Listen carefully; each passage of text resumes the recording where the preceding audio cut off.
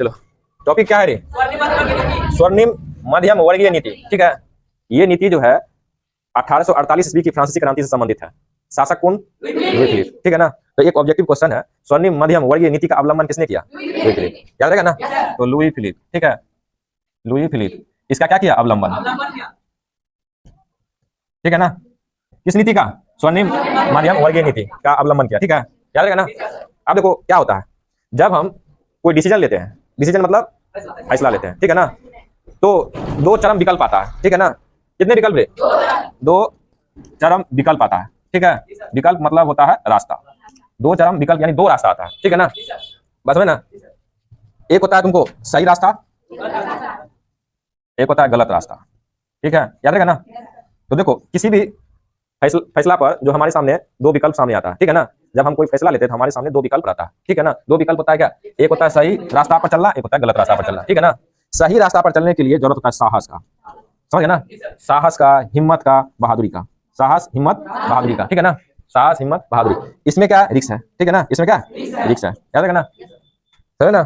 सही रास्ता पर चलने के लिए तुमको साहस, हिम्मत और रिस्क की जरूरत है। इसमें क्या चीज नहीं रहता? स्वार्थ नहीं रहता, स्वार्थ नहीं रहता, स्वार्थ नहीं रहता। ठीक है ना, बस समझा ना।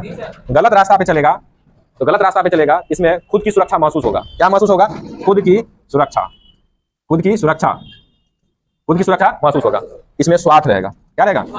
ठीक है ना। और इसमें जरूरत नहीं है हिम्मत, साहस या बहादुरी की। ठीक है ना, हिम्मत, साहस और बहादुरी की क्या जरूरत नहीं है। बस समझे ना। आप देखो फ्रांस की क्रांति 1847 की पढ़ रहे थे, ठीक है ना।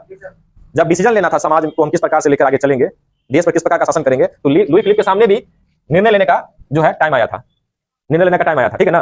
तो उस टाइम जो है, उस समय उन्होंने किनके संग चलना पसंद किया? सही रास्ता के साथ कि गलत रास्ता के साथ? गलत रास्ता के साथ, समझ ना। क्योंकि वह उदारवादी था, लेकिन उदारवादी के साथ महत्वाकांक्षी था, उसकी इच्छा थी बड़ा बनने की, इसलिए बड़े लोगों के साथ रहना शुरू कर दिया था। बड़े लोगों का साथ देना, बड़े लोगों के साथ लेना जो है ना, वो शुरू कर दिया था। ठीक है ना। उनको ये लगा कि बड़े लोगों के संग रहेंगे तो भारी भरकम टैक्स आएगा और हमें कभी धन की कमी नहीं होगी। बस समझे ना। तो वो गलत रास्ता पे चल पड़ा। तो उनके अनुसार स्वर्णिम मध्यम वर्गीय नीति क्या थी? क्या थी?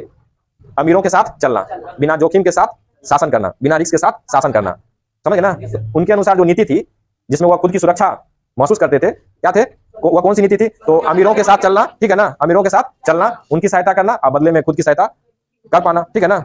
तो उनके अनुसार यही नीति थी, स्वर्णिम मध्यम वर्गीय नीति। ठीक है ना। तो स्वर्णिम मध्यम वर्गीय नीति का क्या हुआ कि दो चरम विकल्प में जो है, हम किस विकल्प के साथ, जो श्रेष्ठ विकल्प है, उस श्रेष्ठ विकल्प के साथ अगर हम लोग बढ़ते हैं आगे, तो इसी को हम लोग क्या बोलते हैं? स्वर्णिम मध्यम वर्गीय नीति। ठीक है ना। लेकिन लुई फिलिप के अनुसार जो है श्रेष्ठ विकल्प कौन था? गलत रास्ता पर चलना। लेकिन इनके इस जो है टॉपिक का जो अर्थ होता है, वही अर्थ होता है कि अगर आपके सामने दो चरम विकल्प हो तो आप किनको श्रेष्ठ मानते हैं, उस श्रेष्ठ विकल्प के साथ आप आगे बढ़िए, तो आपकी यह नीति क्या कहलाएगी? स्वर्णिम मध्यम वर्गीय नीति। लेकिन लुई फिलिप के अनुसार गलत रास्ता पर चलना, अमीरों के साथ चलना, गरीबों से हटकर रहना जो है ना, वो क्या थी? स्वर्णिम मध्यम वर्गीय नीति थी। समझ गए ना। उसके साथ